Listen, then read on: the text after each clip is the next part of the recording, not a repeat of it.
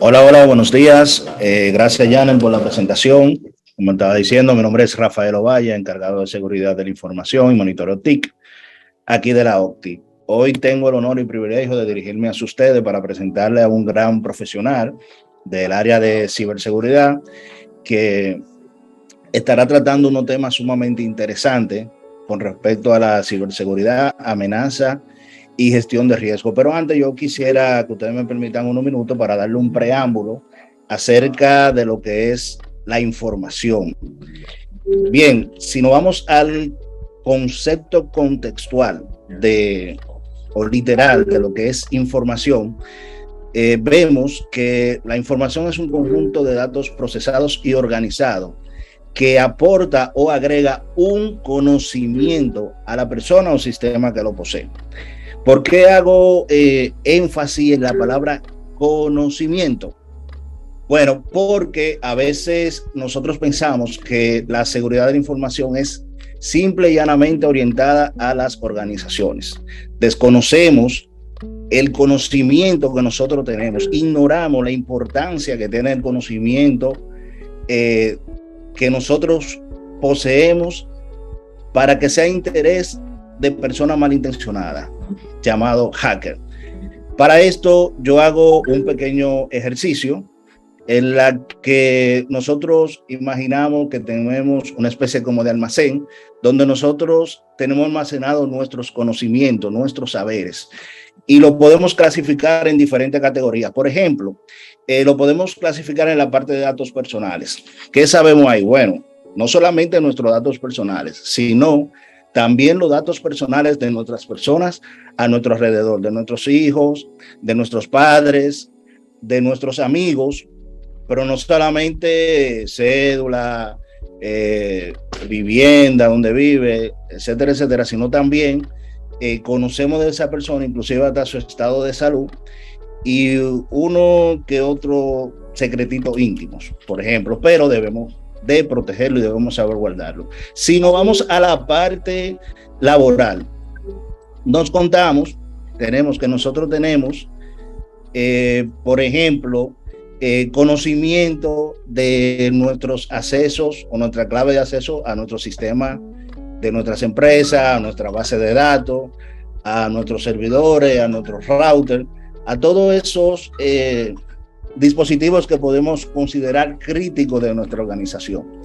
Pero también ya en el ámbito más de emprendimiento, por ejemplo, de nuestra empresa, tenemos todo esto que mencioné, pero adicional tenemos, digámoslo así, nuestra fórmula o nuestra forma secreta de hacer las cosas que nos da cierta ventaja competitiva entre nuestros pares, compañeros o competidores dentro del mismo rubro. Yo le llamo a esto nuestra fórmula secreta de la Coca-Cola. Nuestra fórmula de la Coca-Cola tenemos que protegerla, tenemos que cuidarla. Ahora bien, esto de información no es de ahora. En tiempos pasados se manejaba la información de una forma más sencilla. Bueno, sencilla para ello en ese entonces, porque es complicado saber, por ejemplo, si nosotros no vemos en una necesidad de enviar señales de humo, por ejemplo, se nos complica a nosotros, pero en aquel entonces solamente bastaba poder descifrar, poder conocer qué simbolizaba cada señal de humo. Por ejemplo, un sonido de un cuerno, ¿qué significaba eso? Para nosotros hacer algún tipo de intrusión o digamos, captar esa información para utilizarla a nuestro propio beneficio. Ahora bien, con el crecimiento de la tecnología, estas informaciones, el manejo de la información está un poquito como más compleja, la forma de transmitir y todo eso un poquito más compleja, pero es más accesible. Ya una gran parte de la población mundial, un gran porcentaje de la población mundial tiene acceso a algún tipo de dispositivo que maneje información, ya sea smartphone, ya sea PC, ya sea cualquier otro. Ahora bien, nosotros sabemos los beneficios que estos sistemas de información nos traen, pero en conjunto con estos beneficios que nos trae estos dispositivos, también nos trae riesgos que nosotros debemos solventar, nosotros debemos manejar, nosotros debemos proteger. Y para esto, para que nos dé unos tips de cómo protegernos de todo esto, es que nosotros traemos a el señor Carlos Ronaldo como plato fuerte de esta intervención. El señor Carlos Ronaldo es director del equipo de respuesta a incidentes del Centro Nacional de Ciberseguridad, que nos va a dar tips y nos va a arrojar luz acerca de cómo proteger esta información. Adelante, don Carlos. Bueno, muchísimas gracias nuevamente, muy buenos días a todos. Gracias, Rafael, por la introducción, y a Optic por la invitación. Cabe resaltar que para nosotros como Centro Nacional de Ciberseguridad, más que una misión, es un compromiso que tenemos para apoyar este tipo de iniciativas y seguir contribuyendo al fortalecimiento de las capacidades de las organizaciones gubernamentales y operadores de infraestructuras críticas que son nuestra comunidad tecnológica. Bueno, el día de hoy vamos a hablar, tal como indica el título del taller, sobre las amenazas, riesgos y medidas de protección. Vamos a intentar hacer un breve resumen, ya que tenemos aproximadamente 2 horas. Confírmame, Rafael, si nos podemos extender los 36 minutos que ya hemos consumido, ya que al final del día cada uno de estos tópicos requieren varias horas más de poder entrar a muy bajo nivel para entender y para aplicar, saber cómo gestionar cada una de las amenazas, cómo administrar el riesgo y cómo aplicar la medida de protección de acuerdo al contexto de la organización. Entonces vamos a iniciar primeramente describiendo qué es una amenaza. Y de acuerdo a lo que se ha establecido en el catálogo de gestión de incidentes del Centro Nacional de Ciberseguridad, y vamos a ver de cara a mantener una alineación con todos los documentos que tienen ese soporte legal y normativo.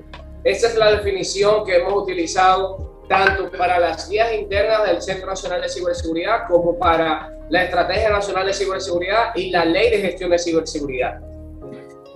Describe que la amenaza es cualquier actividad conocida o sospechosa que en el caso de producirse tendría un efecto adverso sobre los activos de información, sobre la ciberseguridad.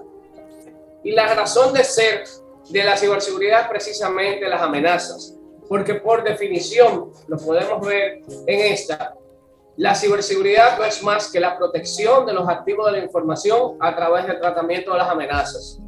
Estas que ponen en riesgo toda la información que es procesada, almacenada, transportada en los sistemas de información que se encuentran interconectados en la organización. Debemos de diferenciar entre seguridad de información y ciberseguridad. Cuando hablamos de seguridad de información, ampliamos muchísimo más el espectro y el alcance de todos los controles que tenemos que aplicar. Ahí entran inclusive controles que tienen que ver con el acceso físico, controles que tienen que ver con políticas de escritorio limpio y demás. Ahora nos vamos a concentrar en el tratamiento de esas amenazas. Y quisiera, no sé, Rafael, si los asistentes tienen posibilidad de abrir el micrófono. No veo el chat. Es decir, que si alguien puede hacer o quiere hacer alguna pregunta, siéntase libre de poder escribirlo en el chat, como pueden interrumpir. Porque al final del día, la idea no es que tengamos un monólogo. Entonces, viendo las principales amenazas de acuerdo a establecido por ENISA, vamos a decir a quién establece el marco regulatorio de la Unión Europea, y es, vamos a decir que es una de las líneas bases que se toma como referencia en la mayor parte del mundo para mapear cuáles son las distintas amenazas que existen y los controles que debemos de aplicar. Tenemos hoy en día campañas masivas relacionadas con criptohacking, nosotros desde el Centro Nacional de Ciberseguridad hemos tenido o tenemos visibilidad actualmente de esa actividad que se realiza en el marco de la intención que tienen los ciberatacantes a través de esta amenaza. Vemos los ataques de ransomware cómo han crecido exponencialmente, y vamos a conocer un poco más adelante cuál es la razón por la cual estos atacantes, este tipo de ataques o de amenazas han crecido tan significativamente en los últimos tiempos. Vemos cómo tenemos distintos eventos relacionados con la cadena de suministros. Si recordamos, por ejemplo, el caso de SolarWinds, donde no necesariamente se afectó la organización, la organización final, vamos a decir el cliente final, sino que se afectó, se comprometió esa cadena de suministro desde el proveedor de la solución tecnológica.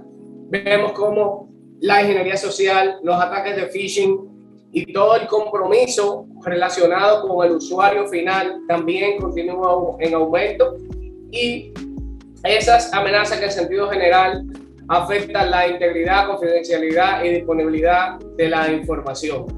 Y no podemos dejar atrás también las campañas de desinformación o esas campañas de noticias falsas, que si bien es cierto, son mayormente utilizadas por los estados cuando están en el medio de algún tipo de conflicto para poder generar algún daño o impacto mediático en el medio de este conflicto, no dejan de ser importantes también para nuestras organizaciones.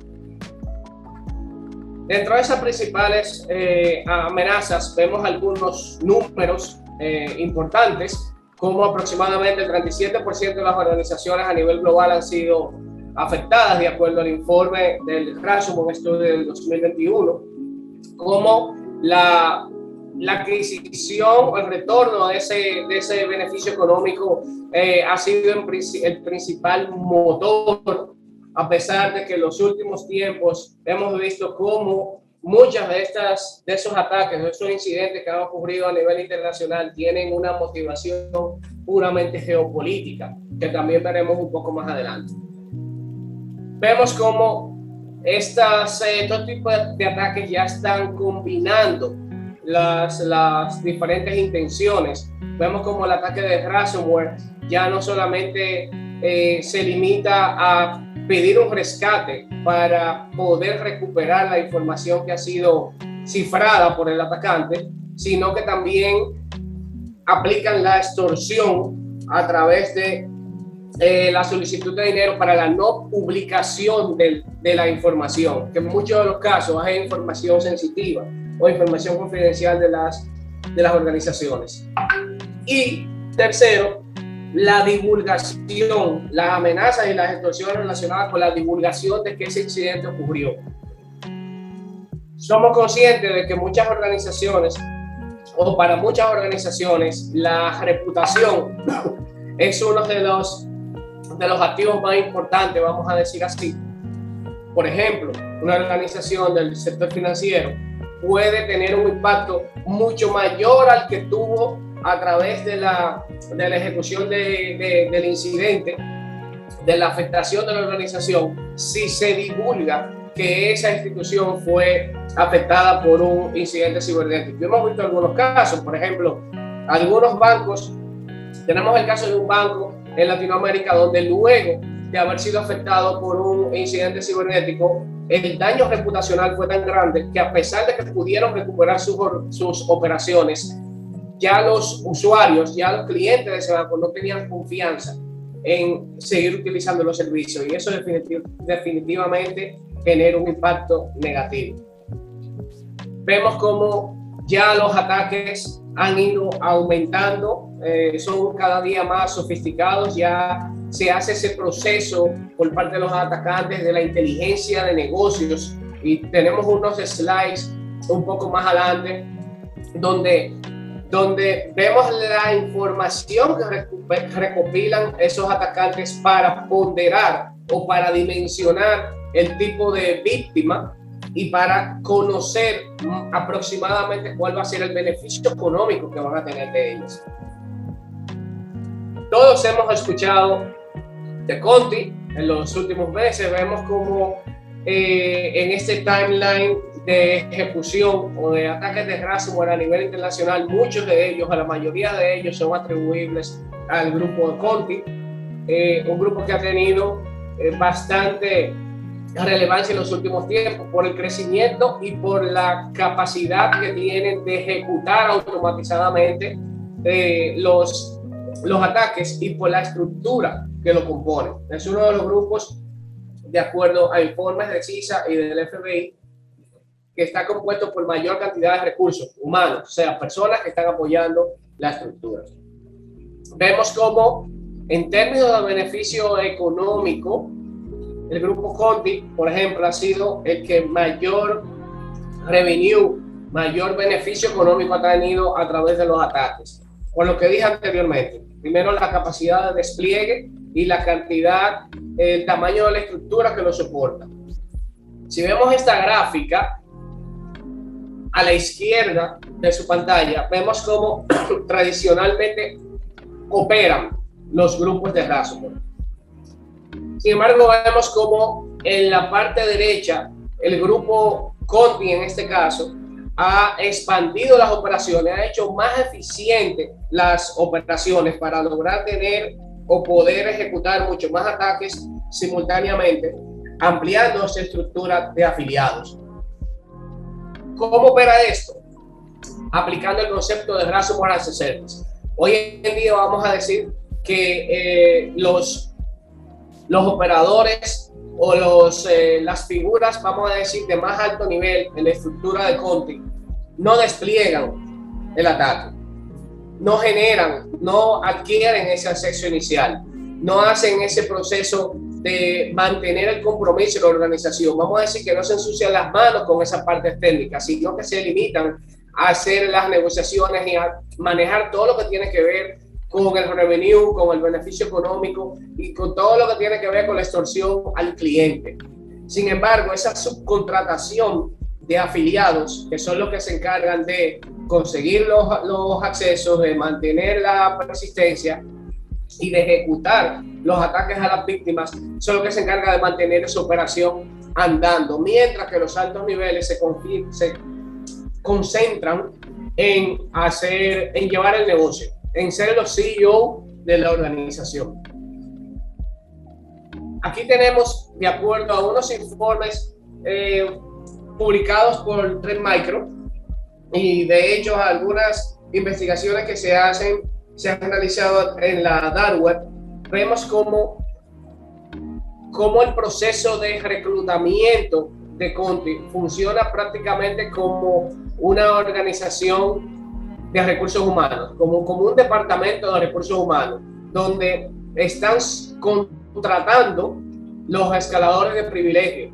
Así también contratan las personas que diseñan o modifican el código o que contextualizan ese código para cada una de las víctimas en cada caso. Y un nuevo concepto ha surgido últimamente a raíz de esta nueva estructura, ya que de acuerdo a los últimos análisis que se han realizado en varios incidentes, se ha determinado que el grupo, en la mayor parte de los incidentes, no genera ese acceso inicial, sino que lo compra. No solamente subcontrata las personas que van a desplegar ese ataque, sino que también compran ese acceso inicial. Y menciono todo esto porque esto está directamente relacionado con los niveles de ciberexposición que tenemos en las organizaciones y las vulnerabilidades desatendidas con que las organizaciones operan hoy en día. Este proceso de acceso como servicio lo que permite es que el grupo, la estructura de Conti, pueda comprar por diferentes montos económicos de acuerdo a la organización esos accesos que van a permitir el compromiso. Que dicho sea de paso, ese compromiso lo generan los afiliados que forman parte de la estructura subcontratada. Aquí vemos una imagen de cómo Una de esos recursos, de esos atacantes que realizan esa tarea del acceso inicial, no se exponen a ese nivel de riesgo de ejecutar el ataque, sino que venden ese acceso que ya han previamente adquirido de las potenciales víctimas. En este caso, si podemos ver aquí en pantalla, permítame ver si lo puedo subrayar.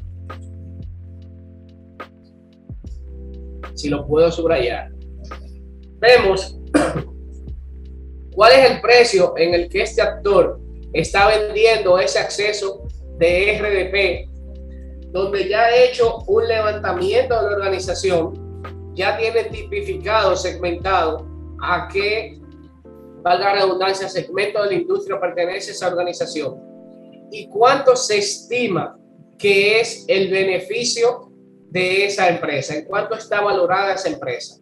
¿Qué quiere decir esto? Que si tenemos un acceso de RDP, ese compromiso, esas credenciales para poder acceder a una organización que está valorada en 28 millones de dólares, perdón, creo que mencioné el precio al principio, de 28 millones de dólares, nosotros podemos, ya esos atacantes pueden estimar en cuánto pueden fijar ese monto y cuánto pueden negociar ese monto de la extorsión. Fíjense cómo tenemos inclusive la cantidad de empleados, la cantidad de hosts que tiene la organización, y eso ya le brinda a la estructura una muy buena idea de cómo pueden o de cuánto beneficio podrán sacar a esa empresa en el caso de que la comprometan o de que ejecuten el ataque hacia ella. Ya hemos visto, todos conocemos el reciente ataque a Costa Rica y cuánto estaba solicitando el grupo Conti. Sí hay algunas, vamos a decir, teorías que apuntan a algún tipo de motivación geopolítica, pero al final del día el mismo grupo se ha atribuido que este ataque fue pura y exclusivamente con motivaciones económicas. Continuando con las principales amenazas del pasado año 2021 y que se han extrapolado de hecho al primer semestre de este año 2022, vemos cómo ha seguido el crecimiento de amenazas como Emotet, que a pesar de que fue desmantelado a finales de 2020, resurgió a mediados del año pasado con nuevas técnicas, con un nuevo código y de hecho con una estructura de servidores mucho más robusta que con la que operaba anteriormente. Igual se siguen registrando ataques relacionados con COVID-19, aunque en menor medida, pero igual sigue siendo una de las excusas, uno de los tópicos que está siendo utilizado por los atacantes para ejecutar los procesos de ingeniería social. Continúan las brechas de datos, los ataques de ransomware, como mencioné, y al día de hoy, los grupos, vamos a decir, más grandes, más robustos, están enfocando los esfuerzos en targets mucho más atractivos, mucho más grandes, como son organizaciones del sector de energía, de telecomunicaciones, transporte, salud y, dicho sea de paso, también organizaciones de misión crítica de gobierno, gubernamentales, como pudimos ver en el caso de Costa Rica. Los ataques de denegación de servicio, aunque pocas veces ya en los últimos tiempos hemos escuchado sobre estos ataques y ya gracias a muchas tecnologías que hay que permiten la mitigación de estos, vamos a decir que vemos pocas noticias relacionadas con ataques de denegación del servicio distribuido. Sin embargo, hace aproximadamente un mes, Estonia sufrió el ataque de denegación de servicio más grande de la historia. De hecho, fue unas 7 u 8 veces más grande que el ataque que inhabilitó por completo la estructura digital de Estonia en el 2007. Dentro de los diferentes actores de amenaza, de acuerdo a su tipificación o la categorización, podemos ya establecer cuál es el tipo de motivación que tiene. Muchos de estos que son patrocinados por estados, que hasta el momento, aunque muchas teorías y muchos, vamos a decir, análisis apuntan a que varios de estos grupos son patrocinados por estados, todavía no hay una certeza, todavía no es posible realizar una atribución al 100% segura de que algunos de estos grupos están relacionados con estados o gobiernos. Dicho sea de paso, muchos de estos grupos utilizan las excusas y utilizan los gobiernos para motivar o para realizar algunos de sus ataques. Por ejemplo, en el contexto del conflicto entre Rusia y Ucrania, no necesariamente uno de los dos estados tenía que haber estado patrocinando o respaldando a algunos de los grupos que se atribuyen hacia sus países. Sin embargo, estos grupos, algunos de ellos, alzaron la bandera y se tomaron, vamos a decir en buen dominicano, se cogieron la demanda de realizar o dirigir ataques contra el estado adversario en nombre de ese estado en que ellos representan.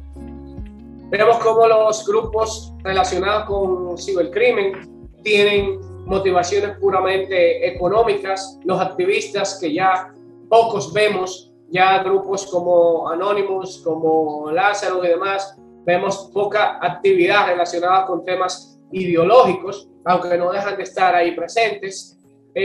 Algunos que están relacionados con ventajas competitivas entre corporaciones, donde se utiliza esas técnicas de inhabilitar a la competencia corporativa.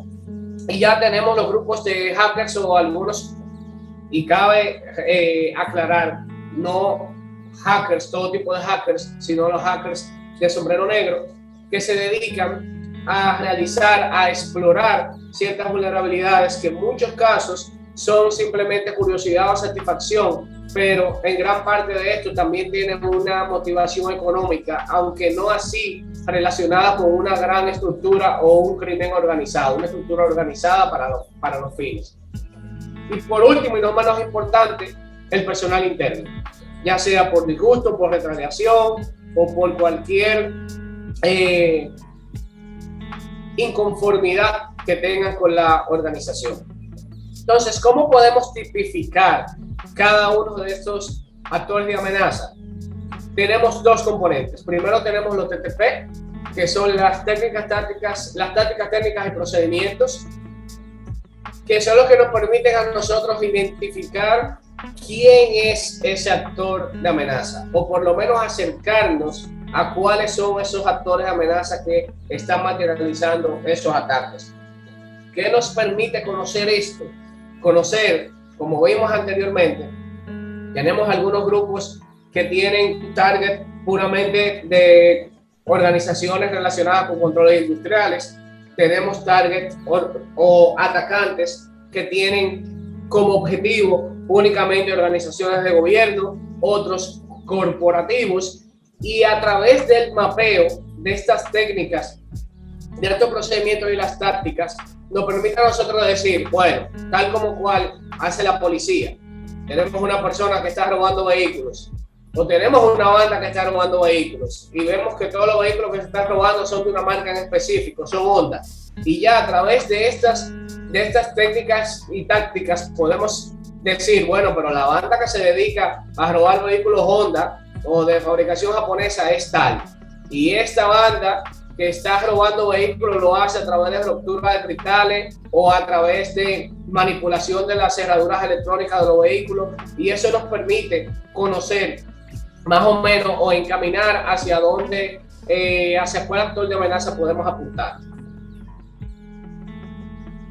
Algunas de estas tácticas, por ejemplo, de estos TTP, vemos como el grupo que atacó a Irán, el objetivo que tenían era inhabilitar, deshabilitar esa planta nuclear. ¿Cómo? Destruyendo esos ataques PLC o esos sistemas de control industriales que estaban conectados al sistema SCADA. ¿Cómo logran esto? Bueno, para esto debemos utilizar ciertas técnicas, y para estas técnicas utilizaron el desarrollo de un malware adaptado a la organización, allá a esos sistemas y esos esos activos de información contenía con lo que opera esa empresa, ese organismo, y el procedimiento, bueno, primero hacer el reconocimiento, luego hacer el trabajo de ingeniería social. En este caso se hizo la entrega de un valor a través de una memoria USB, conociendo que ya era prácticamente imposible penetrar a nivel de seguridad perimetral hacia los sistemas de información, o sea, para llegar a esos sistemas de escala, por lo cual en este caso se valieron de la distribución de ese dispositivo USB para hacerlo. Y lógicamente, al final, la bola de humo, que es la destrucción de las evidencias para evitar ser identificados o vamos a decir individualizados. En la anatomía del ataque tenemos, vamos a decir, las diferentes fases, desde la fase del reconocimiento, que es lo que hace el atacante, como vimos en el slide anterior, en conocer cuáles son las posibles vulnerabilidades o debilidades que tiene esa organización. Luego, estos grupos de atacantes, ¿no? Alguien tiene el micrófono por ahí abierto. Luego, Recording in progress. El atacante, vamos a decir que se arma. Dice, bueno, para poder explotar estas vulnerabilidades que ya tengo, estas debilidades que ya adquirí a través de ese proceso de reconocimiento, ya las armas que necesito, los artefactos que necesito para poder explotar y materializar el ataque son estos. Y hacen su caja de herramientas en esa fase de armamento. Ya luego en la fase de ejecución del ataque, de dirigir el ataque, explotar la vulnerabilidad, mantener el control, ejecutar esa persistencia y lógicamente mantener esa persistencia a través del tiempo, que es lo que vemos a través de los grupos de APT comúnmente. Ya mencioné los componentes de cada uno de estos, como desde el proceso de reconocimiento hasta mantener esa persistencia forma parte de las diferentes fases que utilizan los atacantes. ¿Cómo nosotros podemos mapear? ¿Cómo nosotros podemos tener una mejor idea de cuáles son esos grupos que están explotando ciertas vulnerabilidades? Para eso tenemos algunos recursos como es la matriz de Mitre Attack. ¿Qué hace esto? Ya se ha hecho un trabajo de categorizar y catalogar cada una de las técnicas que utilizan los diferentes actores de amenaza. ¿Cuáles son cada uno de esos procedimientos que se pueden utilizar en cada una de las fases de ejecución? Y haciendo una pequeña matriz, utilizando este Mitre Attack como base, podemos mapear cada una de esos hallazgos, a través de la identificación de esas técnicas con cada uno de estos componentes del catálogo, desde el acceso inicial, la ejecución, la persistencia, la ejecución de privilegio, la evasión y defensa, la adquisición de credenciales hasta el establecimiento del comando y control. Estos TTP es importante. Carlos, yo pude abrir los micrófonos, habilité el poder hablar, pero todo el mundo, por favor, póngalo en mute. El que quiera hacer una pregunta, pues levante la mano. Veo que muchas personas tienen la mano levantada por la pregunta que hice anteriormente. Favor bajarla y seguir con la exponencia de Carlos. Tengo algunas preguntas aquí en el chat, aproveché la pausa para leerlas. No sé si la dinámica prefiere que la vaya respondiendo sobre la marcha o lo dejemos para el final. Lo mejor es para el final, porque ahí pueden surgir muchas otras y se tome mucho tiempo y no te dé tiempo a ti exponer lo que ya tú tienes previsto. Perfecto, de acuerdo. Bueno, seguimos hablaba sobre los IOC o los indicadores de compromiso. La combinación de los TTP con los indicadores de compromiso es fundamental para poder recrear para poder conocer y establecer ese mapa de amenaza, ese mapa del ataque, ya luego de que ha sido materializado también. ¿Qué son los indicadores de compromiso? Son cualquier elemento, componente que se haya utilizado en el ataque que me permita relacionarlo con este. Ahí hablamos de una dirección IP externa que se haya utilizada, por ejemplo, para acceder a un servicio RDP. Hablamos de un dominio a través del cual se haya enviado un correo malicioso o de phishing. Hablamos de una URL contenida, por ejemplo, en ese correo a donde el usuario tiene que darle clic. Hablamos de los hashes de los archivos, que son esa huella única que tienen cada uno de los archivos. Hablamos del nombre del archivo, de la llave de registros, de esos cambios que realizan los ejecutables o el código malicioso en los registros de Windows. Hablamos de todo lo que pueda caracterizar o describir todos esos componentes que forman parte de ese incidente. Aquí vemos, por ejemplo, en el caso de SolarWinds, donde fueron encontrados algunos indicadores de compromiso, por ejemplo, el archivo DLL que se introdujo en esa cadena de suministro, en esa actualización del software, las IP de comando y control que se utilizaron para comunicar los hosts afectados con los ciberatacantes, donde se utilizaron 3 niveles de cadena y control haciendo diferentes saltos. Dime, Monse. ¿Perdón? Okay, un micro. Hola, mi amor. Hola, mi amor. Y al final del día también el ejecutable, que es el backdoor que fue instalado en esa cadena de suministro. Y ahí también tenemos hash, tenemos los diferentes componentes o descripciones de ese archivo malicioso, cuáles fueron las llaves de registros que pudo cambiar en el sistema operativo y demás. ¿Tú quieres pusiste like? Como ya podemos ver en detalle cuáles son esos diferentes IOC recuperados de ese incidente, inclusive el tamaño del archivo. Aunque parezca que no es útil, el tener el tipificado, o vamos a decir visibilidad del tamaño de los archivos, nos puede dar a nosotros una muy buena idea de si estamos en el medio o si estamos presenciando un evento que puede desencadenar a un incidente de ciberseguridad. Por ejemplo, si te envían una foto por correo, un archivo .jpg, pero ese archivo pesa 700 megas, difícilmente, a menos que sea una imagen de muy alta resolución, puede ser realmente una imagen. Y es que en nuestros controles nosotros tengamos esa visibilidad y esa capacidad de detección, inclusive por el tamaño de ese archivo, nos puede ayudar a detectar a tiempo los incidentes. Aquí tenemos un muy buen ejemplo de esta matriz de TTP.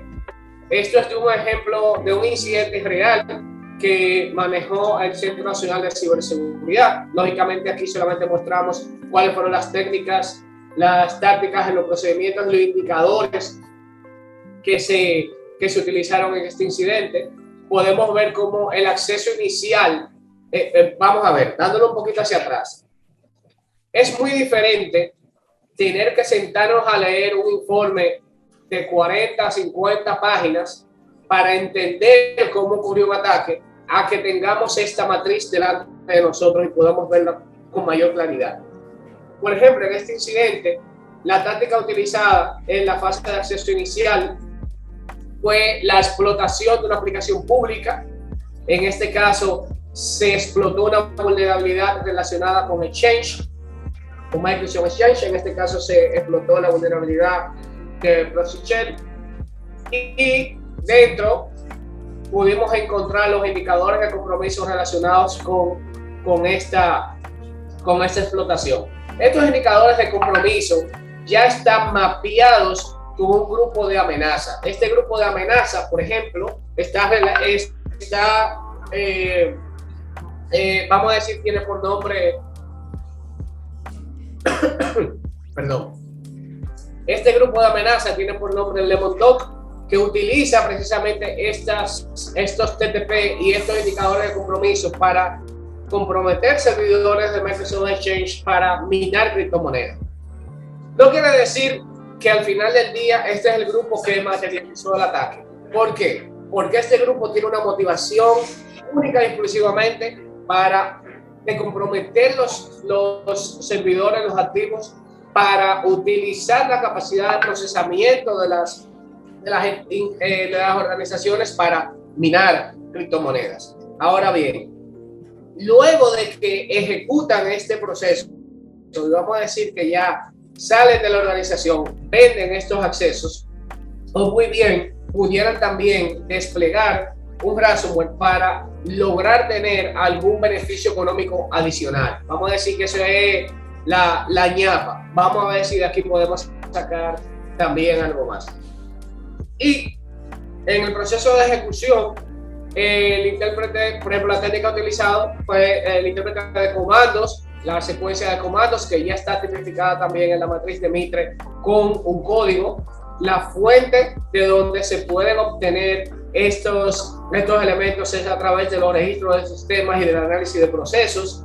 Y aquí podemos ver cómo a través de la inyección de comandos dentro del servicio, aquí vemos por ejemplo el indicador de compromiso, aquí vemos el indicador de compromiso también, donde vamos a decir, se ejecuta ese código malicioso para poder tener acceso a la organización.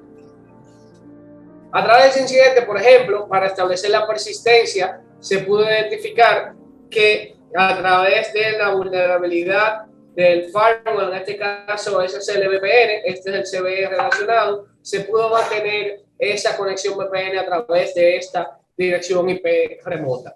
Y así sucesivamente podemos ver en la matriz cómo podemos perfectamente en una sola imagen poder describir cuáles fueron las TTP, las técnicas tácticas de procedimiento de este ataque. Vemos al final cómo el impacto al final del día está correlacionado con las categorías de la matriz de Mitre. Los indicadores de compromiso nos permiten establecer el cómo. Micrófono, por favor.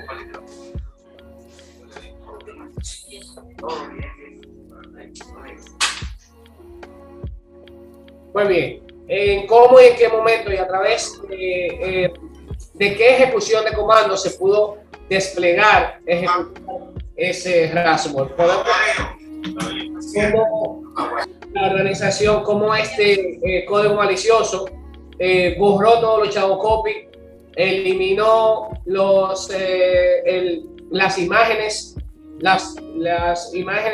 de backup del sistema operativo, cómo se pudieron detener los procesos inclusive del antivirus y cómo se ejecutó el malware al final del día para cifrar todos los archivos y tratar de eliminar el mayor rastro posible.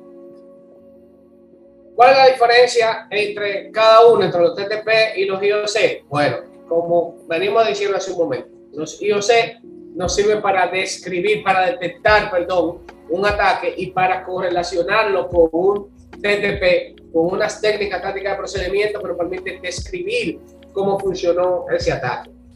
Dentro de esos TTP podemos incluir las herramientas que se utilizaron. Ya cada grupo desarrolla sus artefactos. O sea, sabemos que muchos de ellos, o la mayoría de ellos, no utilizan herramientas comerciales en algunos casos, sino que desarrollan sus propias herramientas y a través de la identificación de estas herramientas podemos realizar, vamos a decir, una atribución aproximada a un grupo de amenazas. Aquí se incluye la variante del malware, el código en el que está hecho, el idioma inclusive en el que está hecho, cuáles procedimientos utilizan para hacer el movimiento lateral, cómo hacen ese proceso de escalada de privilegio y de hecho cómo hacen la filtración de los datos. En algunos incidentes últimamente se ha podido determinar cómo en el caso de Comti también lo utilizaron en recientes ataques, cómo la filtración de los datos la hicieron utilizando los mismos servicios de la organización. Por ejemplo, a través de los servicios de Google, del API de Google. Ninguna organización probablemente tenga una alerta para el momento que se esté haciendo una transferencia de datos a través del API de Google. ¿Por qué? Porque por ahí los colaboradores utilizamos Google Drive, el correo electrónico y demás. Y se pudo identificar en algunos de estos incidentes cómo la filtración de datos se realizó a través de esos servicios y procesos legítimos que no necesariamente van a levantar una alerta en la organización. De acuerdo a los diferentes elementos que vayamos identificando, podemos establecer cuáles de ellos son TTP, cuáles son indicadores de compromiso. Por ejemplo, las técnicas utilizadas para el establecimiento de la persistencia son TTP.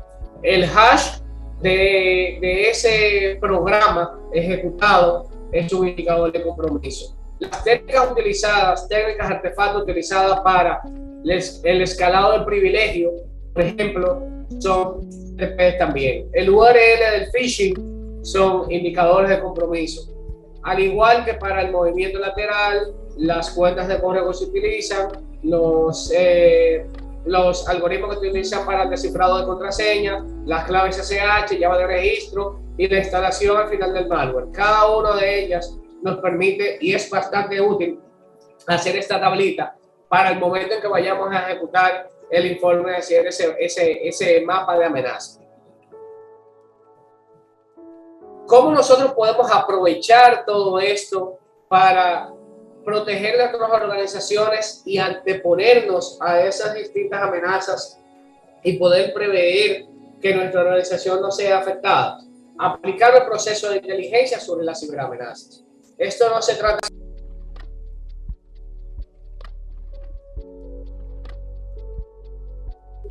que sean duplicadas, toda la información que podamos tener relacionada con esas amenazas emergentes. Nos permite proteger nuestra organización porque nos permite poner candado antes de que nos rompan. Y nos permite ayudar a proteger a otros porque a través del procesamiento de esa información y de la correlación con las debilidades que podamos identificar o que tengamos visibilidad, podemos compartir con otros pares para que estos también puedan proteger las organizaciones.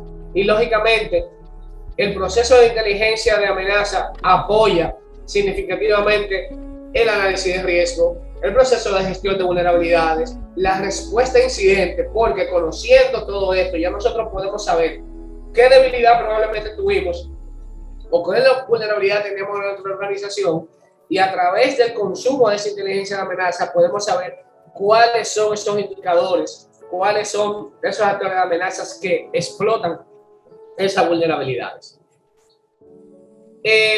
Este proceso, vamos a decir que es bastante simple. Aquí podemos ver una gráfica de cómo debería de ser el proceso de recolección, procesamiento y aplicación de inteligencia de amenaza desde la recopilación de todas las fuentes que tengamos disponibles, el procesamiento de esta. Si algo tenemos que tener cuidado es de no llenarnos de tanta información que no estemos procesando y que en algún momento nos abrume y que dejemos de hacerle caso. Toda la información no se puede desperdiciar, ninguna. Toda la información debe de consumirse, pero más importante que esto es el procesamiento, la factorización, la estandarización de esta data para poder realmente hacer un proceso de análisis efectivo que permita también una difusión mucho más fácil y flexible para las otras organizaciones, para los otros pares. Y esto debemos incluir también todas esas bases de datos de los CVE, de las vulnerabilidades comunes y de todas esas fuentes de inteligencia que vamos a ver en el próximo slide. De todas las miles, cientos que podemos contar, cuáles, por ejemplo, tenemos a disposición nosotros en el Centro Nacional de Ciberseguridad al día de hoy. Este proceso de inteligencia de amenaza debe de apoyarse igual y apoya bilateralmente al proceso de respuesta a incidentes, como vimos en el slide anterior, a las operaciones de seguridad, a la gestión de las vulnerabilidades, al análisis de riesgo y, lógicamente, al liderazgo que pueda tener ese departamento de ciberseguridad ante la organización. Entre las distintas fuentes de inteligencia de amenaza, tenemos, por ejemplo, la matriz de Mitre que acabamos de ver, tenemos los nodos MISP. Yo creo que ya en otros escenarios se lo hemos presentado. El Centro Nacional de Ciberseguridad cuenta con un nodo MISP para compartir información con todas las organizaciones de su comunidad extendida y de todo el que quiera ser parte y consumirla también del sector privado. Aquí tenemos un sinnúmero de fuentes de inteligencia de amenaza, por ejemplo, con las que contamos al día de hoy. Esto es un ejemplo, una pantalla de cómo en el CSIR del CNCS procesamos parte de la información, del intercambio de información que recibimos y que distribuimos a los demás. Esto nos permite, no sé si se ve muy bien en pantalla, en la mía se ve un poco difuso, esto nos permite organizar las diferentes fuentes de información de las cuales recibimos esos feeds, la categorización de esos feeds, de esos indicadores, ya vamos a decir con esa etiqueta, de esa taxonomía global. Cuando hablo de taxonomía me refiero al lenguaje común que se ha establecido entre los diferentes equipos de respuesta, entre los diferentes responsables de ciberseguridad, para poder compartir información de una manera efectiva. En la gestión de monitoreo de estas amenazas, debemos tener visibilidad de todo. Hay un principio que dice que no se puede proteger lo que no se ve. Y cuando hablamos de protección, hablamos de todo, del 100% de los activos de la información. Estos también enriquecidos con esas fuentes externas. Aquí podemos ver cómo desde todos los eventos, cuando hablamos de logs, hablamos de todos los eventos que se generen en los servidores de correo, en los portales web, en los equipos de usuario final, en las bases de datos, en los dispositivos de almacenamiento, en los firewalls. Muchas veces las organizaciones se concentran en consumir y entrar al 100, por ejemplo, los eventos que están generándose en los dispositivos de seguridad perimetral, pero muchas veces nos olvidamos de esto. Es sumamente importante monitorear los eventos de la red interna. Muchos de los incidentes, muchos de los ataques, de las técnicas que utilizan los ciberatacantes, probablemente no vamos a ver una actividad que nos permita levantar una alerta en ese dispositivo perimetral, porque probablemente ya entró, ya se generó una intrusión a través de un proceso legítimo, de un indicador que no estaba necesariamente categorizado como blacklist en ese firewall. Sin embargo, a través del monitoreo de la red podemos identificar esa actividad relacionada con escalación de privilegio, con movimiento lateral y los diferentes otras alertas o eventos que nos puedan dar una mejor visibilidad, indicar que estamos frente a una anomalía. El proceso de gestión de ciberamenaza está directamente relacionado con el de gestión de vulnerabilidades. ¿Por qué? Porque al final del día nosotros tenemos que mapear todo lo que estamos recibiendo desde las fuentes externas, sea cual sea, fuente de información, con el contexto y alinearlo al contexto de nuestra organización. Si alguien quiere, déjame ver, perdóname, déjame abrir el chat otra vez. Ok, esto es presentación. Sí, hay varias preguntas. Continuamos. Yo no tengo el reloj en la mano, así que sí, usted me puede avisar en cualquier momento. Comenzamos un poco tarde, no vamos por la mitad todavía, pero igual, como ustedes me digan, podemos robar unos minutitos más. Como dije anteriormente, no lo voy a repetir porque ya lo mencionamos en el slide anterior, toda la telemetría de seguridad es sumamente importante para esto, para mapear y para tener visibilidad. Ahora sí, ciertamente, abruma. Por eso es importante que nosotros tengamos una categorización de esos eventos, que podamos diseñar correctamente los casos de usos de la organización y que nosotros podamos disminuir al mínimo ese ruido que se genera de tanta data que se está generando. Si no hacemos esto, es muy probable que nos llenemos de falso positivo. Y yo estoy seguro que una persona, un responsable de monitoreo, que esté atendiendo un 100 o que esté atendiendo alertas, si de 10 alertas que recibe, 9 son falsos positivos, cuando llegue la real no le va a hacer caso, porque ya en su mente va a entender que esa cantidad de falsos positivos es tan alta que probablemente el que venga, bueno, eso también debe de ser lo mismo que me pasó ayer.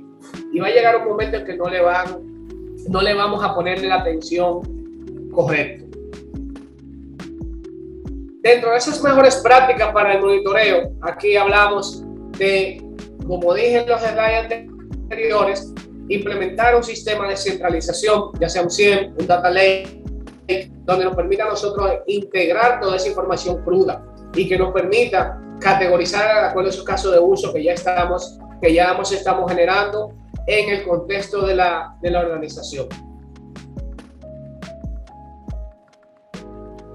En cuanto a la gestión de vulnerabilidades, podemos ver aquí cómo la cantidad de vulnerabilidades que han surgido recientemente son, vamos a decir, alarmantes. No tengo aquí en pantalla el número de la generada del 2022 hasta la fecha, pero podemos ver cómo año tras año van aumentando esas vulnerabilidades comunes, esas habilidades que tienen los diferentes sistemas o componentes de tecnología de la información. Esto es de esperarse, porque cada día más vamos apuntando a la digitalización, a la transformación digital. Los fabricantes cada día van realizando y desarrollando más soluciones que apoyen a esa transformación digital, y lógicamente el desarrollo acelerado de esto vamos a decir que ha sido uno de los habilitadores para que muchas de esas soluciones tecnológicas o se sancochen, por decirlo en un término común, o que el cambio y las actualizaciones sean tan rápidos que no se tomen el debido proceso de hacer esa diligencia de a profundidad, identificar cuáles son esas vulnerabilidades que puede tener. Voy a pasar estos un poco rápido. Contamos hoy en día con diferentes bases de datos de vulnerabilidades comunes que perfectamente la podemos integrar a soluciones que ya tengamos en nuestra organización. Por ejemplo, tenemos soluciones como Tenable, tenemos soluciones como Rapid7, Bursuit, Apunet. Llevar ese... ¿Alguien tiene un micrófono?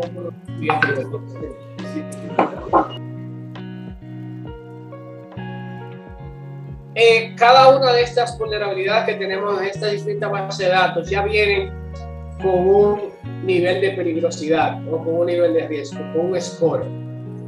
No necesariamente, si bien es cierto que es importante esto, es más importante aún que cada organización pueda valorizar esa vulnerabilidad en el contexto de su organización. Por ejemplo, una vulnerabilidad relacionada con Exchange Server, la vulnerabilidad de Proxy Shell y Proxy Logon tienen puntuación de 9 puntos en adelante. Ahora, debería yo en mi mapa de amenazas categorizar en mi matriz de riesgo con ese valor única y exclusivamente si yo no tengo un exchange en premisa publicado en internet. Si utilizo, por ejemplo, un servicio como 365 Exchange Online, donde esa vulnerabilidad no está relacionada con eso. No. Entonces es importante que nosotros hagamos ese mapeo, ese mapa de amenazas al interno y podamos valorizar esa vulnerabilidad en el contexto de cada una de nuestras organizaciones. Es verdad, esa vulnerabilidad es crítica, es grave, pero ¿tengo yo algún activo de información que pueda ser afectado por ella? No, inmediatamente me matriz de riesgo, eso, sin temor a equivocarme, el nivel de riesgo me va a dar medio, pero no en ningún caso me va a dar crítico o alto. El proceso de gestión de vulnerabilidades, primero, debe de ejecutarse de una manera sistematizada desde la selección de los activos, mantener ese inventario de activos que se deben estar monitorizando con respecto a las vulnerabilidades asociadas. No podemos, igual que no podemos proteger lo que no vemos, no podemos parchar lo que no sabemos que tenemos en la organización. Y aquí hay un término muy importante que cuando hablamos de Shadow IT. Todas las organizaciones, cuando tenemos esos colaboradores que instalan herramientas porque apoyan su trabajo diario, su productividad diaria, pero no necesariamente son sistemas o aplicaciones que están debidamente indexadas o inventariadas por el Departamento de Tecnología de la Información. Identificación de las vulnerabilidades de cada una de ellas, ya sea a través del uso de escáner, como mencioné, del catálogo y el sinnúmero de herramientas que hay disponibles para eso. Muchas de ellas son open source. Los recursos económicos no deben de ser una limitación para esto. Por ejemplo, si hablamos de Tenable, Rapid7, Bullsuit, Qualys, sí son herramientas comerciales, pero tenemos algunos repositorios, por ejemplo, el Patrol Manager, que se conecta con soluciones como OpenBus, que te permiten hacer ese análisis de vulnerabilidades a los activos de información y son open source, que sí van a necesitar horas hombre de desarrollo y de mantenimiento, pero no nos limita a no contar con un presupuesto en el momento. La comunicación de los resultados es vital. Se debe de mantener esa notificación tanto a los C-levels, a los niveles directivos de la organización, sobre cuáles son esas vulnerabilidades. O sea, si en mi institución yo tengo un exchange en premisa publicado en internet que es vulnerable a Proxy Logon o Proxy Shell, el dueño de la organización debe saberlo. Y debe saberlo con un informe, a través de un informe, de cuáles pueden ser las posibles consecuencias de no aplicar los debidos controles o no realizar el parchado y la actualización de ese activo, de esa solución que tenemos publicada en internet con esa vulnerabilidad. Debemos de contar con una estrategia de remediación.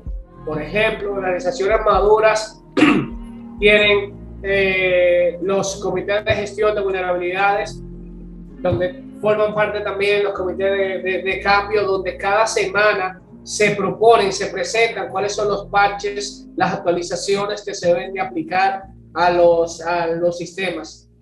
Y esto se hace sin demora, vamos a decir, sin demora más allá del proceso burocrático que lleva reunir ese comité semanalmente. Sin embargo, también se estipula que algunas actualizaciones, por el nivel de riesgo que puedan representar para la organización, se pueden aplicar rápidamente.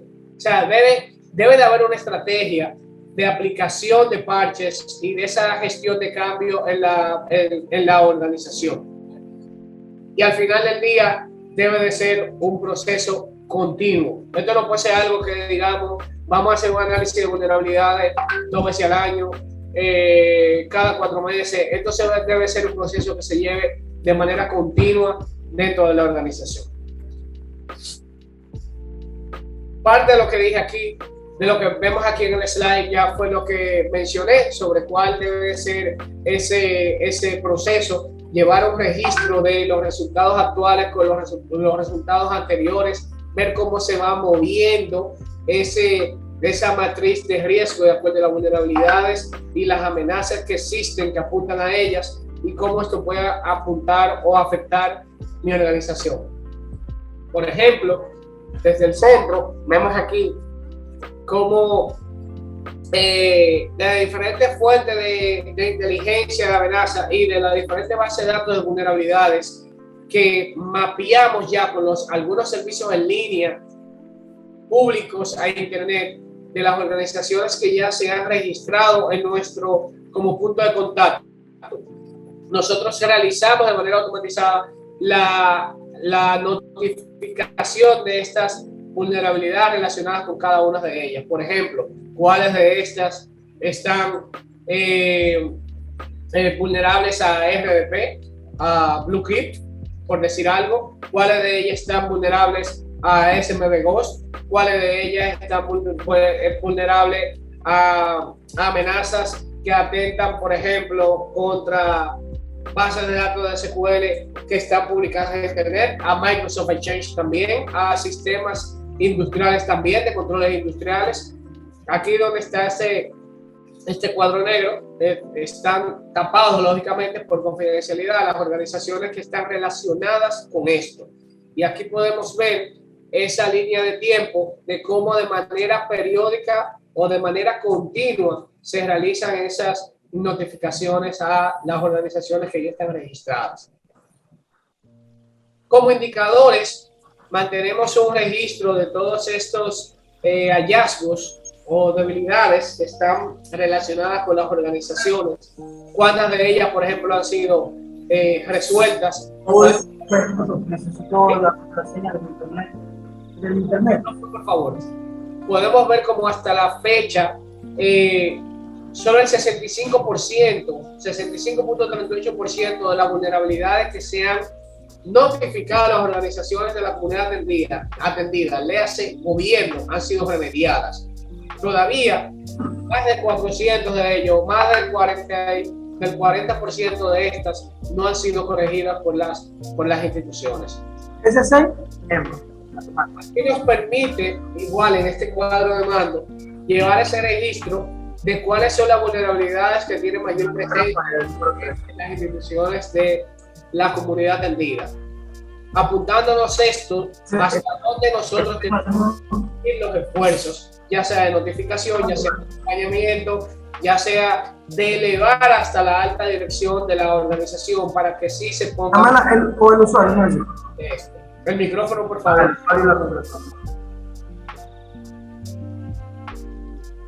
Dentro de las mejores prácticas no tenemos perdedera. Escanear, parchar, monitorear que todo siga bien y luego repetir el proceso. Y esto debe ser un proceso continuo que no se debe de parar.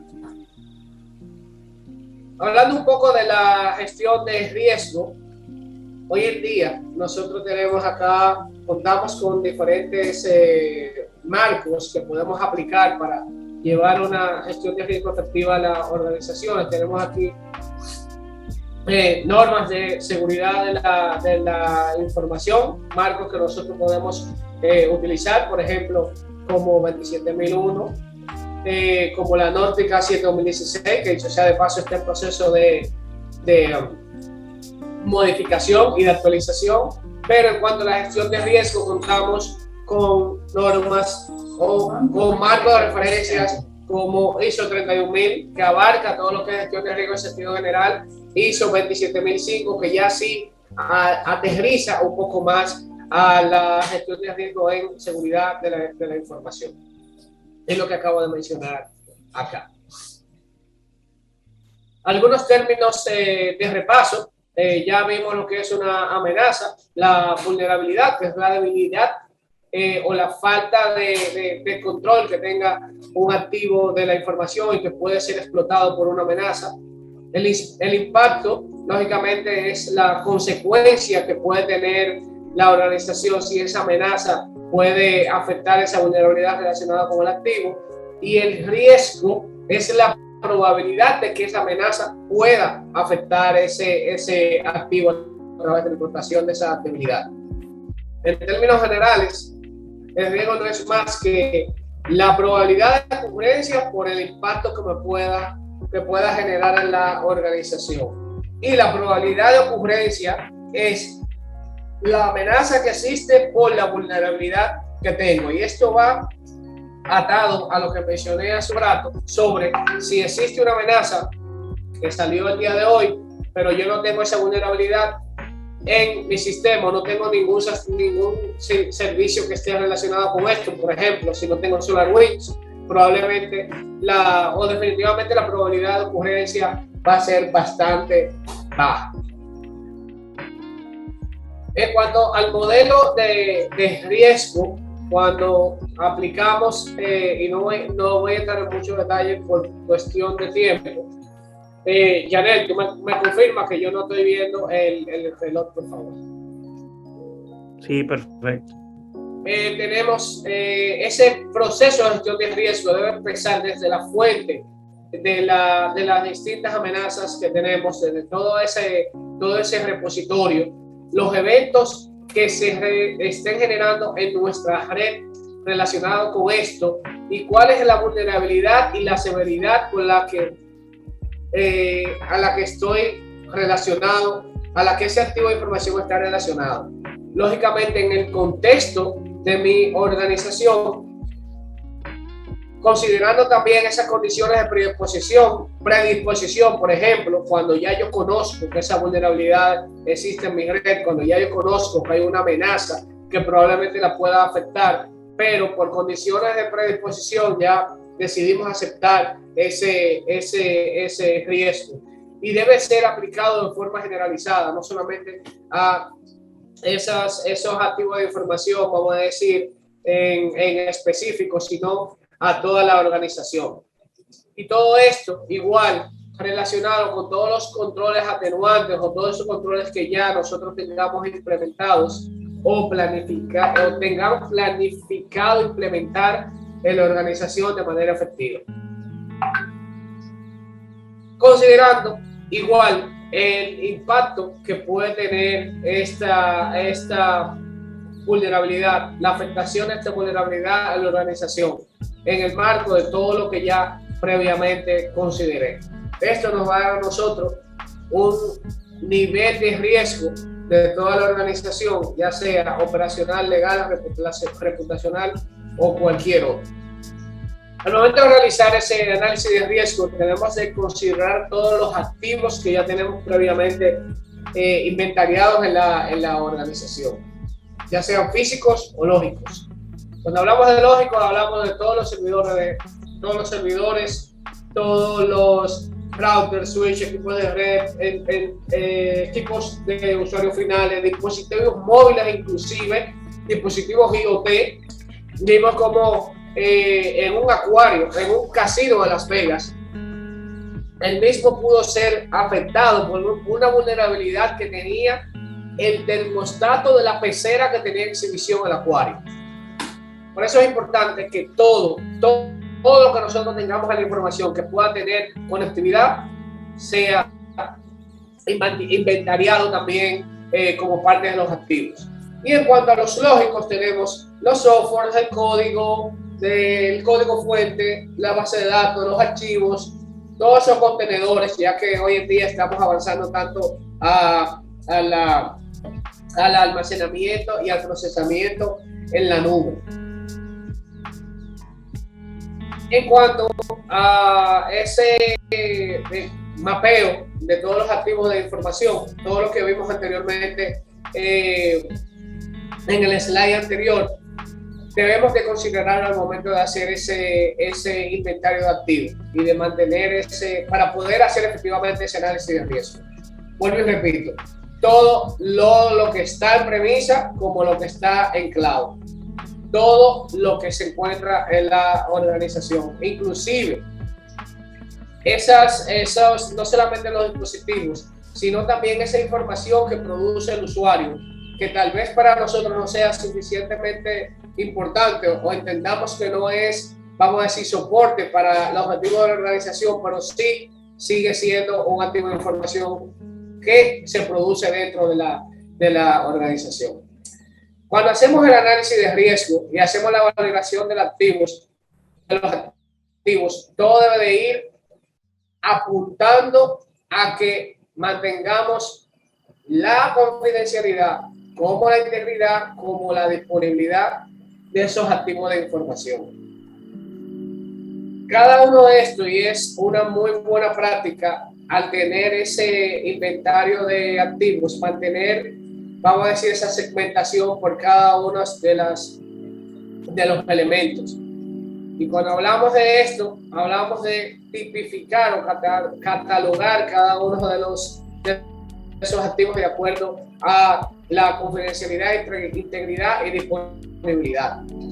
¿Cuáles son los activos de información que me pueden afectar la confidencialidad? Bueno, el código fuente, los datos de nuestro cliente, en este caso, por ejemplo, de salud, en el caso de que fuéramos una organización del sector de salud, los datos personales, que todas las organizaciones manejamos datos personales, ya sea de los mismos colaboradores como también de los clientes, informaciones estratégicas relacionadas con la misión, objetivos, metas y logros del negocio, y lógicamente credenciales de acceso. En cuanto a integridad, tenemos los software. Ya hablamos, por ejemplo, de cómo se pudo afectar una cadena de suministro. Eso afectó definitivamente la integridad de esa solución, en ese caso de SolarWinds. Los balances transaccionales, los logs, registros, contratos y demás. Y en la disponibilidad ya hablamos de los servicios que soportan cada uno de esos activos. Hablamos de los servicios de internet, hablamos de las aplicaciones, hablamos de los sistemas de alertas, que son los que nos permiten a nosotros tener visibilidad de que algo está pasando. Y sumamente importante, valorar esos activos de información de acuerdo a la matriz o a la escala que podamos definir de acuerdo al contexto y los objetivos de la organización. En el caso, por ejemplo, de la confidencialidad, un activo categorizado con nivel alto, con un nivel de riesgo cualitativo alto y cuantitativo 3, el criterio que utilizamos es que la divulgación de esa información autorizada tiene un impacto crítico para la organización, por ejemplo, información sensitiva de la empresa. Y así sucesivamente con los niveles de medio y bajo. Muy buena práctica hacerlo para cada uno de los distintos componentes, como la integridad también. Igual, aquí tenemos de valorización media, ese activo de información que puede afectarme la integridad, está relacionado con la descripción o modificación autorizada de impacto moderado que tenga para la organización. Asimismo, para la disponibilidad. ¿Cómo vamos a calcular ese valor de ese activo de información básico? Lo vamos a hacer con la valoración que le hayamos dado a cada uno de esos activos de información, el valor que le dimos en la confidencialidad, el valor que le dimos en la disponibilidad, por ejemplo, valor medio, y el valor que le dimos en la integridad, por ejemplo, valor 1. Esto nos va a ofrecer, arrojar el cálculo de cuál es el valor máximo que tiene ese activo de información. Y nos preguntamos, ¿para qué nos sirve todo esto? Bueno, para nosotros poder tener una estimación de realmente cuáles son las joyas de la corona de nuestra organización. ¿Cuáles son esos activos críticos? ¿Cuáles son esos activos a los que nosotros podemos poner mayor prioridad al momento de la aplicación de los controles, en el caso de que lo tengamos que hacer paulatinamente? Y esto nos permite tener este valor de acuerdo a la valoración que le dimos en cada uno de los segmentos. Vamos a pasar esta un poco. En los elementos de riesgo, igual, tenemos que considerar todas esas amenazas que habremos viendo desde el inicio de la presentación. ¿Cuáles son esas fuentes de amenaza o los actores que pueden afectar a esos activos de información? ¿Y cuáles son los eventos que están relacionados con esto? Ya sea, por ejemplo, aquí tenemos lo de está relacionado con la naturaleza, aquí hablamos de huracanes, aquí hablamos de tornados, terremotos, inclusive, que no está puesto ahí en la presentación, ya en todas esas matrices de riesgo incluimos como amenazas las pandemias, que anteriormente de manera muy tímida se colocaban en las organizaciones por la idea de que probablemente o de la ocurrencia de esta sería muy escaso, vamos a decir así. Dentro de la fuente de información, y ya hablamos de esto en los anteriores, tenemos los diferentes feeds de inteligencia, como todo lo que se pueda generar a través de los equipos de respuesta sectoriales. Les mencioné hace un rato en la presentación el proceso que tiene el centro para compartir toda esa información de inteligencia de amenaza con las instituciones de la comunidad atendida. Muy importante considerar eventos pasados. Por ejemplo, cada vez que nosotros manejamos un incidente y obtenemos esos indicadores de compromiso, luego de que se genere, en el caso de que se genere o tenga ocurrencia un incidente en la comunidad atendida, lo primero que hacemos es traer algún incidente similar y buscar rápidamente cuáles son los indicadores y los TTP que estaban relacionados en ese anterior evento. En cuanto a las amenazas influenciadas por el contexto, y tengo que repetir varias veces el contexto, esto no es, los análisis de riesgo no son análisis o cálculos o estimaciones que nosotros podamos tomar de una organización y agarrar un modelo y aplicarlo tal cual a nuestra institución. Todo debe de estar basado en el contexto de nuestra organización, por lo que representa el riesgo para nosotros mismos. No necesariamente un indicador que represente un riesgo para la organización, por ejemplo, la DGI, sea el mismo, o tenga la misma valoración, o tenga la misma contextualización que si lo aplicamos a otra institución, por ejemplo, como el Instituto del Café. Cada análisis debe hacerse en el contexto de la organización. Aquí tenemos bastantes amenazas que son influenciadas por ese contexto, por ejemplo, la región donde está ubicada, los aspectos geopolíticos, los índices de criminalidad, las regulaciones que aplican a estas organizaciones. Por ejemplo, tenemos organizaciones del sector salud que le aplican las regulaciones aplicadas relacionadas con esto, pero tenemos organizaciones del sector financiero que le aplican una normativa distinta y tenemos organizaciones de gobierno que le aplican una normativa distinta a todas las demás, o algunas que le aplican todas, por ejemplo.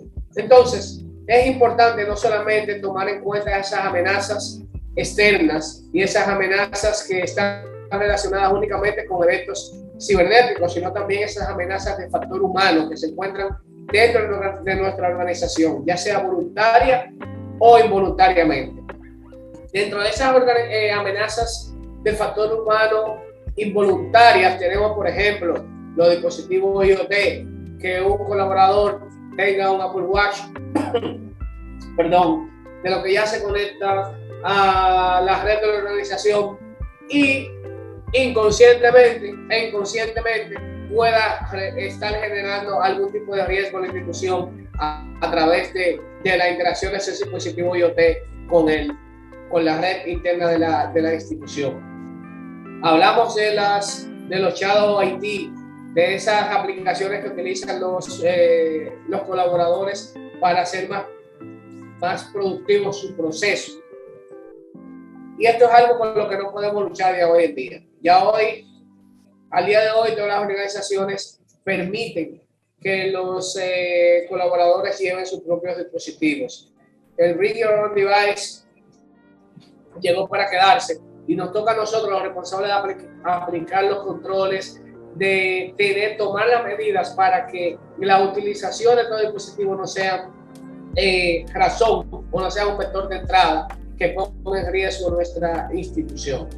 Lógicamente, la ingeniería social y los insiders y voluntarios, esas personas que por desconocimiento de las regulaciones, por desconocimiento de las políticas de seguridad, sacan información, utilizan memoria USB donde guardan datos de la empresa, se lo llevan a trabajar a casa y esto puede representar un riesgo importante.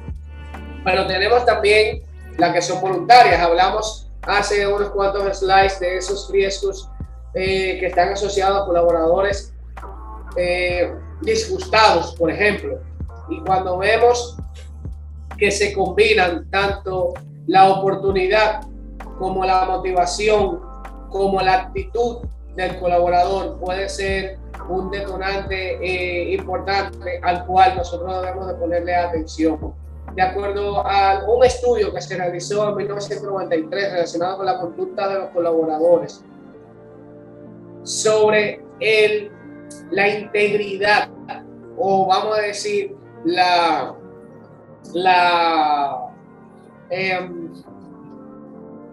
probabilidad de que un colaborador cometa un fraude o cometa algo realmente que no está establecido en los códigos de conducta de la empresa, va a depender de la situación en el 60%.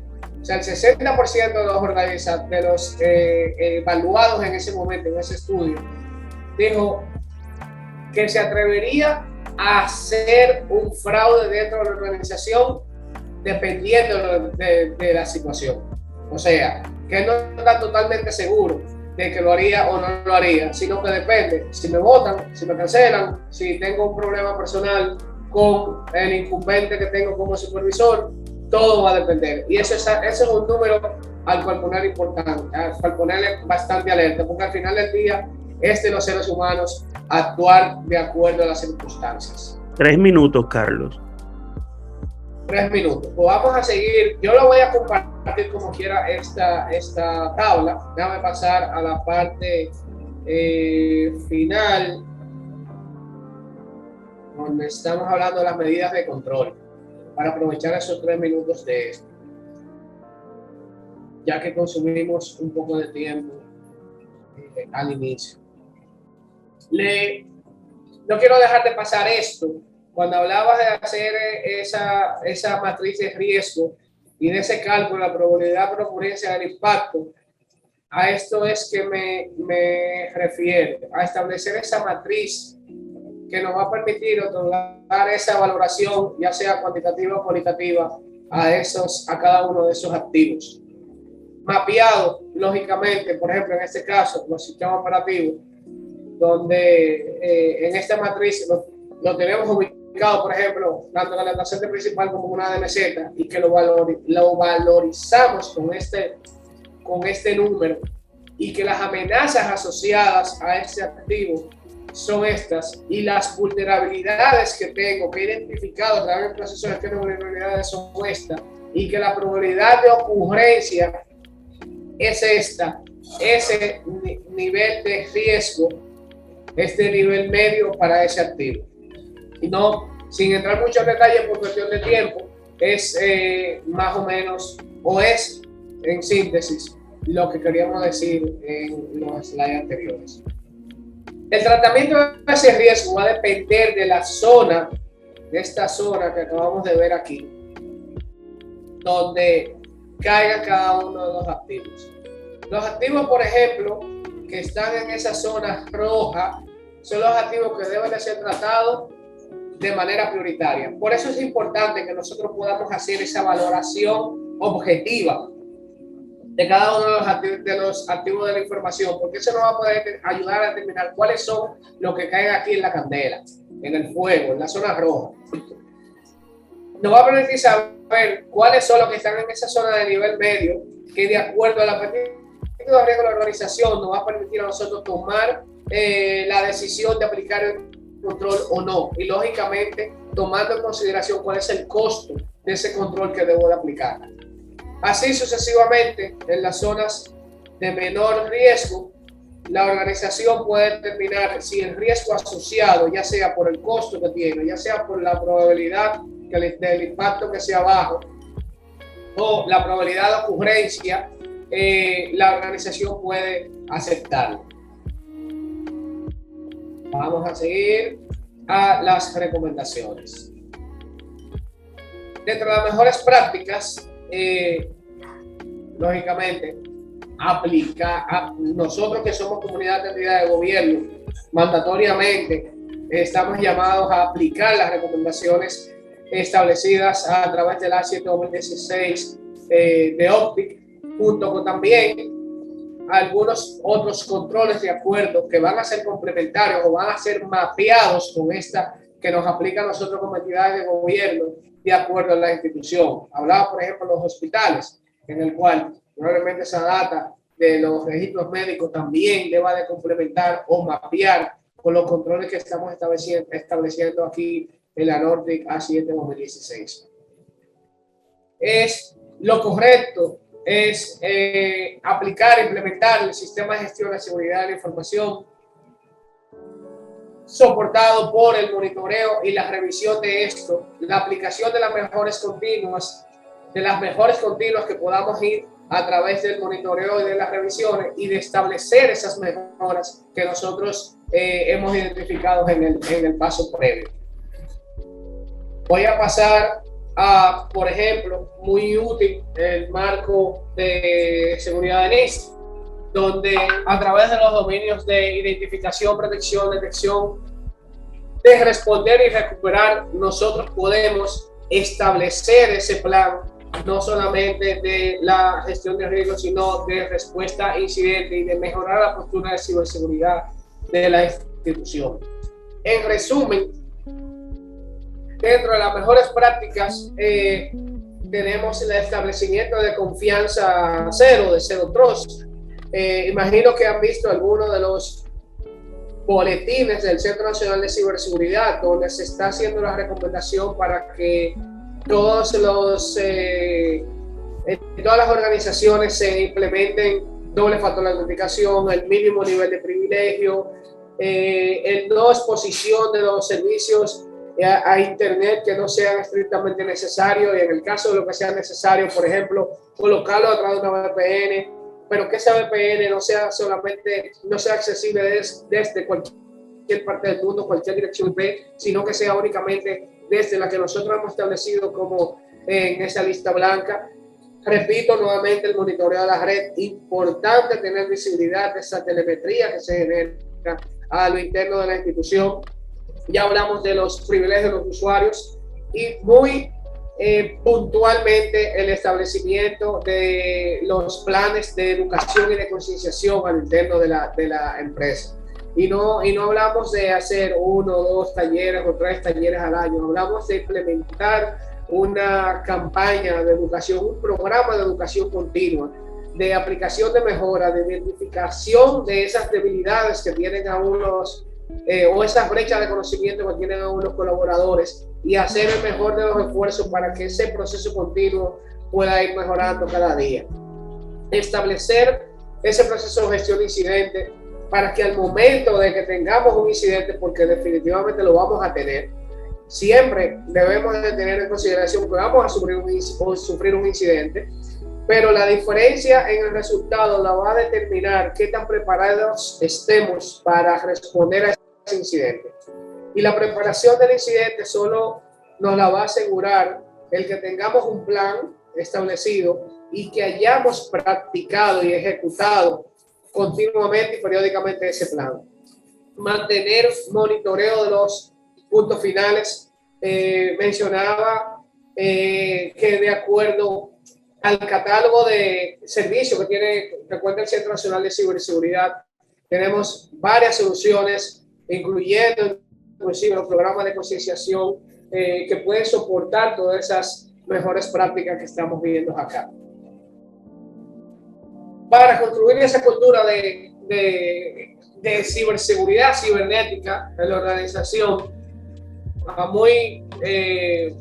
vamos a decir, modo general, básicamente debemos de establecer esa confianza de la alta dirección, el compromiso de la alta dirección para que apoye a los procesos que se deben de aplicar. Y no estamos hablando únicamente de comprar cajas, de comprar tecnología, sino de establecimiento de políticas, de respetar y de mantener una revisión periódica de esas políticas de seguridad de la información, no solamente por los responsables de tecnología y de seguridad informática, sino de todos los colaboradores en sentido general. todo el mundo, no importa sea del nivel que sea o del grupo ocupacional que sea. La protección, establecer esas políticas de protección de los datos, de protección de los sistemas, de gestión de las vulnerabilidades, de proteger el entorno, no solamente en cuanto a lo que se genere dentro de la organización, sino todo lo que se esté generando desde afuera. Y muy importante, realizar esos ejercicios bajo estrés, realizar esos ejercicios de que nos preparemos y actuemos como si algo nos pasara, nos estuviera pasando en ese momento. Solo a través de las prácticas nosotros podemos establecer, identificar esas oportunidades de mejoras, y la aplicación de estas debe de ser de manera inmediata para actualizar cada uno de los planes. Algunos comentarios de cierre ya adicionales a lo que acabo de mencionar ahora mismo. La inteligencia de amenaza debe ser parte de los procesos de seguridad de las operaciones. Todas las líneas base de la organización deben estar en el marco de los marcos, guías y estándares que nosotros tenemos como mandato a llevar. Y vuelvo y repito, por ejemplo, la A7 2016, que a pesar de que está en proceso de revisión y actualización, ya ahora mismo otorga una muy buena base sobre lo que debemos de implementar en la institución. El proceso de riesgo debe ser continuo, no únicamente cada cierto tiempo. Debemos aprovechar los recursos disponibles, por ejemplo, todo lo que mencioné del Centro Nacional de Ciberseguridad. No todas las organizaciones de gobierno están registradas como punto de contacto.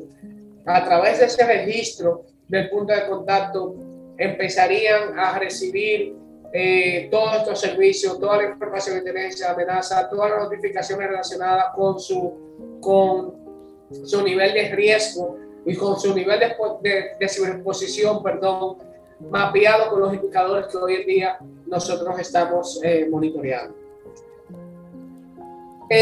Voy a ir de hacia abajo hacia arriba. Pregunta si el valor del activo que se le da al activo es un estándar o es un principio para crear la matriz de riesgo.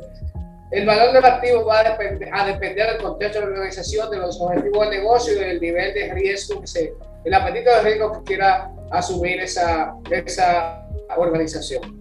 Pero lógicamente hay escalas de valores, pero no es que cada vez que tengamos en nuestro inventario de activos un sistema operativo vamos a colocar siempre el mismo nivel de la valoración, porque puede ser un servidor que esté destinado a un sistema de ticket de entrega de turnos, como puede ser un servidor que esté destinado a llevar toda la operación core de la organización. Lógicamente van a tener valores distintos y van a afectar objetivos distintos a la organización. Alguien pregunta, Adriel Duval, si un Human Antivirus instalado en un sistema resuelve gran parte de las amenazas cibernéticas citadas. Bueno, un antivirus, la verdad que al día de hoy, con los niveles con los sofisticados que son los brazos por el día de hoy y los ATP, no es suficiente para tener el antivirus. Hoy en día estamos hablando de soluciones como EDR, que ya están basadas en el comportamiento que está teniendo ese dispositivo, en los procesos que se están ejecutando, no únicamente en firmas y demás, sino también en un proceso de machine learning y de inteligencia artificial que puede ir mapeando o categorizando esa amenaza en el caso de que tenga relación con un actor malicioso. Por ejemplo, dentro de las tácticas técnicas de procedimiento de Scotland se encuentra que utilizan el IDES para hacer movimiento lateral. Se encuentran que tenemos acceso a RDP también para mantener ese acceso a los dispositivos comprometidos. Un antivirus no va a hacer eso. Probablemente un EDR sí te va a levantar una alerta porque alguien intentó ejecutar primero una sesión de RDP y seguido a esto intentó ejecutar un PowerShell y seguido a esto intentó ejecutar el IDES.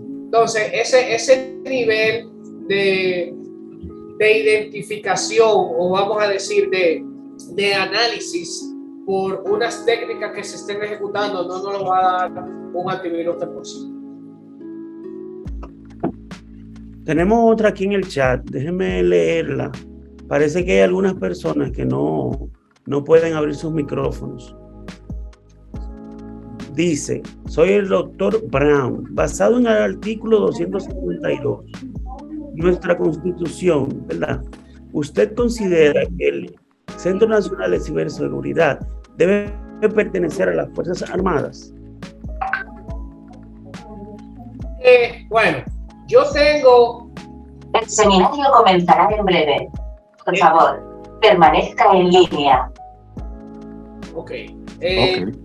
He tenido realmente varias socializaciones sobre esto, porque dicho sea de paso, cuando se inició con la creación del Centro Nacional de Ciberseguridad, fue una de las discusiones que se tuvieron hace unos años sobre dónde debería de pertenecer. Si nos vamos a la Constitución, y no quiero que sea, me tomen fuera de contexto el comentario, si nos vamos a la Constitución, toda la protección de todo el país alineado con la soberanía, los intereses vitales y demás. El seminario comenzará en breve. Por favor, permanezca en línea. Si tomamos la Constitución como base, al final del día, todos los esfuerzos que se hagan en materia de ciberseguridad, y no solo en materia de ciberseguridad, sino inclusive seguridad ciudadana, caerían sobre las Fuerzas Armadas. Cuando definimos la creación del modelo de gobernanza del Centro Nacional de Ciberseguridad, primero tomamos varios modelos de algunos países, ya sea de la Unión Europea como del resto del mundo, pero principalmente de Latinoamérica.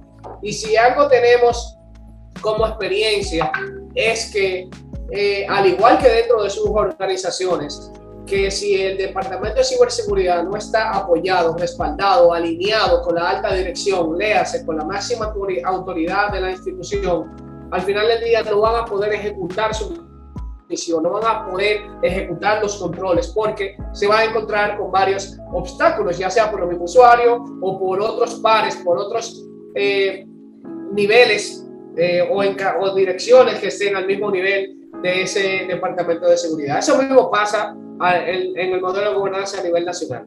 Para que esta política de ciberseguridad sea efectiva, con despliegue hacia abajo, debe de depender desde el más alto nivel. Por eso es que se estableció como una dependencia del Ministerio de la Presidencia para poder generar esas políticas públicas que van más allá no solamente de la protección y de la implementación de soluciones tecnológicas, sino de políticas públicas que impacten tanto al ciudadano como a las organizaciones en materia de operación. No sé si con eso le queda claro. Hay otra pregunta, la última, ¿podrías leerla? ¿Qué servicio de pentest ofrece el CECIR para la institución del Estado? A requerimiento. Vamos a decir que nosotros tenemos dos tipos de servicios orientados a esto. Uno es el análisis de vulnerabilidades. Todas las instituciones de gobierno reciben o se les realiza un análisis de vulnerabilidades de esa superficie externa publicada en Internet, donde se le hacen las notificaciones con los hallazgos, como vimos en el dashboard durante la presentación. Y los pentests o la prueba de penetración, ya como requieren un nivel más avanzado o no quiero decir de intrusión, pero un nivel más hacia adentro de la organización, inclusive que debe de involucrar las altas autoridades de la institución, se hace a requerimiento. Pero sí, tenemos el servicio a través del cual se hace la solicitud al Centro Nacional de Ciberseguridad, se completa un SLA, un acuerdo de no confidencialidad, un NDA, de no divulgación, perdón, y podemos ejecutar de acuerdo a la programación que tenemos de esos pentests.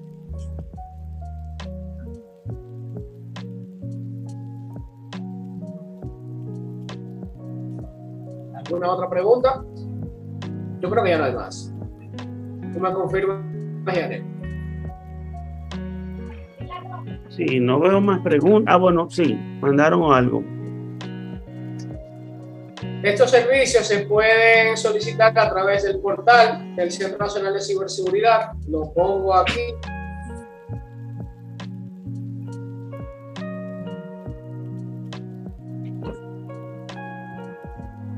Se pueden solicitar a través del portal del Centro Nacional de Ciberseguridad. Entrando ahí, al final de la página están todos los servicios que nosotros ofrecemos. Por el tiempo de respuesta. El tiempo de respuesta va a depender de la cola de solicitudes que tengamos, pero usualmente nuestro SLA llega hasta 72 horas luego de la solicitud. ¿Alguna otra pregunta? Me preguntan arriba si existe la posibilidad de que el centro ofrezca una especie de diplomado en el área de práctica, presentación y defensa. Sí, de hecho, el año pasado se lanzó el programa de fortalecimiento de formación especializado de ciberseguridad. Nos incluyen 5 cursos de certificación, incluyendo el de Pentest, el de respuesta a incidentes y el de análisis de vulnerabilidades. En el caso de que alguno todavía no lo haya recibido, porque ya es un programa que tiene unos 6 meses ya corriendo, le estoy copiando el correo a academia@cnss.gov.do, donde pueden ahí hacer la solicitud y de acuerdo a la disponibilidad de licencias que tengamos en el momento podemos incluirlo, claro que sí. Si lo podemos acompañar en la elaboración de matriz de riesgo de la institución, la respuesta es sí y no, o depende, es la respuesta. ¿Por qué? Porque al final del día, el ancho de banda que nosotros necesitaríamos para poder hacer, como dije, cada matriz de riesgo debe de contextualizarse muy al contexto de la institución. Es muy de la organización, no podemos tomar un modelo y ponerle un book and play de una institución a otra. Y hacerlo para 323 instituciones del Estado, lógicamente, sería hacer una promesa que no podríamos cumplir. Nosotros sí podemos acompañar en los lineamientos, vamos a decir, en el esquema de cómo se debe de ejecutar ese análisis de riesgo. Y lógicamente, Optic también está lanzando próximamente esa Nordic orientada precisamente a la gestión de riesgo y a la recuperación de desastre.